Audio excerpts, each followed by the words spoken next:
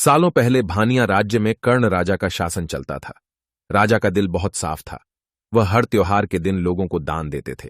इस साल भी एक त्योहार के अवसर पर राजमहल में दान लेने वालों की भीड़ लग गई।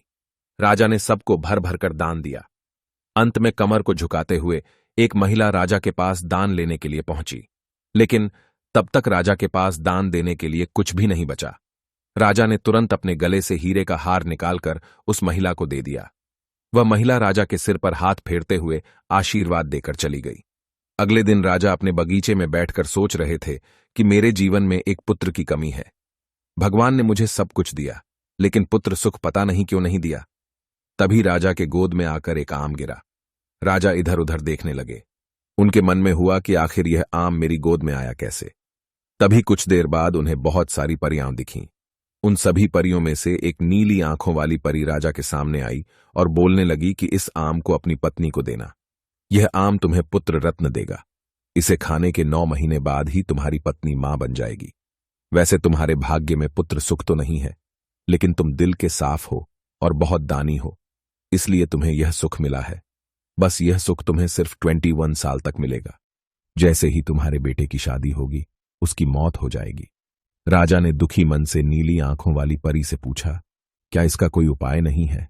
परी ने कहा, राजन, कल मैं कमर झुकाते हुए एक साधारण महिला के रूप में तुम्हारे दरबार में दान लेने के लिए आई थी। देखो, जो माला तुमने मुझे दी थी वो मेरे गले में है।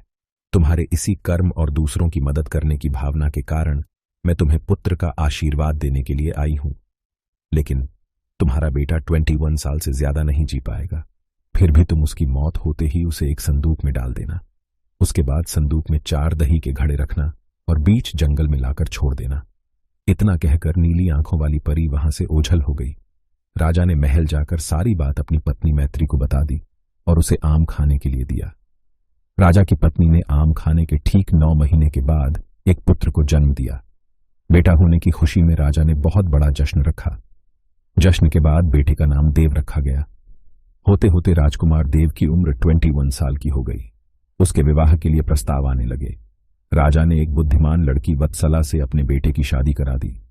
शादी के कुछ ही दिनों के बाद नीली आंखों वाली परी की बात सच हो गई और राजा का बेटा देव मर गया।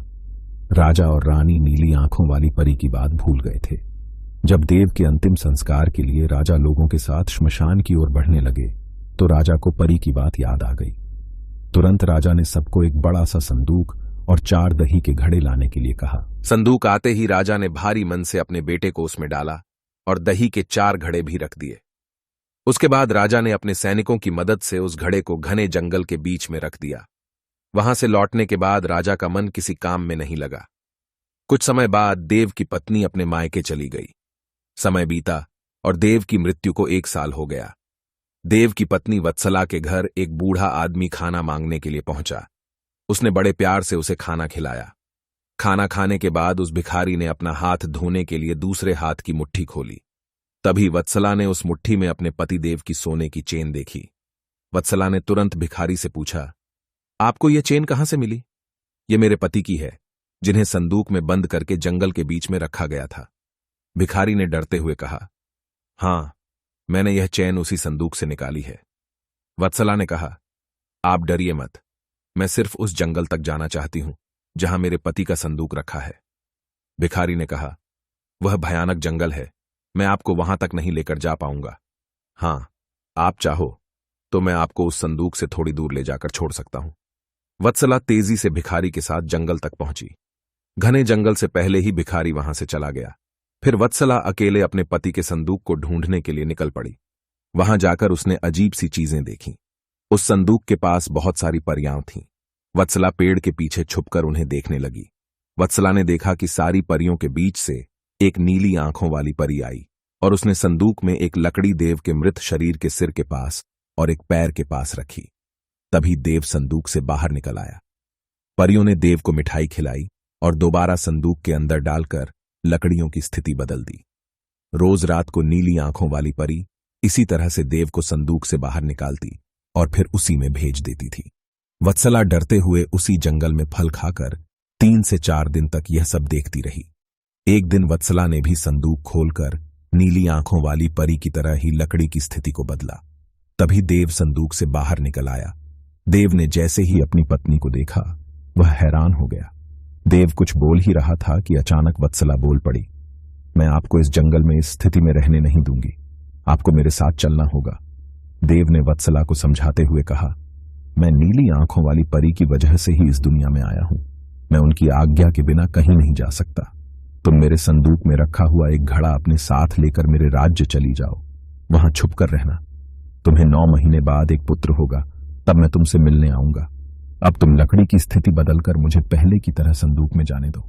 वत्सला ने अपने पति के कहे अनुसार ही किया। सबसे पहले संदूक में पति को भेजा, फिर वह दही का एक घड़ा लेकर रूप बदलने के बाद राजमहल पहुंची और रानी को चिट्ठी भेजकर रहने के लिए जगह मांगी। रानी ने दया करके उसे राजमहल के पास ही एक कमरा रहने के लिए दिया। जब रानी को पता चला कि वह गर्भवती है तो रानी उसका ख्याल भी रखने लगी। जब वत्सला ने बच्चे को जन्म दे दिया तो देव उससे मिलने के लिए आया। उस समय रानी पास से ही गुजर रही थी। उन्होंने तुरंत अपने बेटे को पहचान लिया। रानी सीधे देव के पास पहुंची और पूछने लगी, ये तुम्हारी पत्नी है, ये तुम्हारा पुत्र है, तुम जीवित हो, अब मैं तुम्हें कहीं नहीं जाने दूंगी। देव ने कहा, मां, मैं आपके साथ नहीं आ सकता हूं। इसका एक ही उपाय है, आपको अपने पोते के लिए एक उत्सव रखना होगा। आप उसमें सारी परियों को बुलाइए। जब परियां आ जाएं तो नीली आंखों वाली परी का बाजूबंद किसी तरह निकालकर जला देना। उसके बाद नीली आंखों वाली परी से मेरे जीवन का वरदान मांग लेना। इतना कहकर राजकुमार देव वहां से चला गया। उसकी मां ने दुखी मन से उसे विदा किया।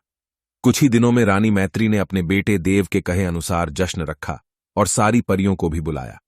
सभी जश्न में डूबे हुए थे। तभी रानी मैत्री का पोता रोने लगा। रोते बच्चे को देखकर नीली आंखों वाली परी ने उसे अपनी गोद में उठा लिया।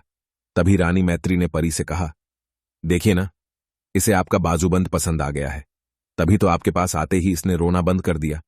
क्या आप कुछ देर के लिए अपना बाजूबंद इसे खेलने के लिए दे देंगी? परी ने तुरंत अपना बाजूबंद उस बच्चे को दे दिया। रानी मैत्री को इसी मौके का इंतजार था।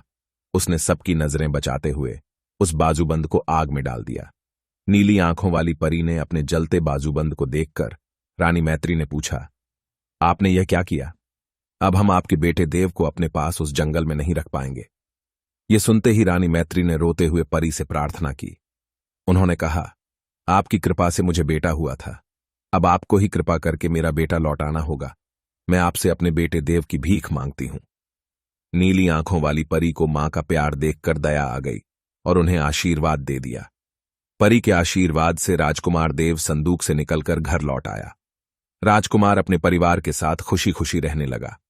कहानी से सीख, विनम्रता से सबका दिल जीता जा सकता है और सब्र व सही रणनीति से इंसान मुश्किल काम को भी पूरा कर लेता है।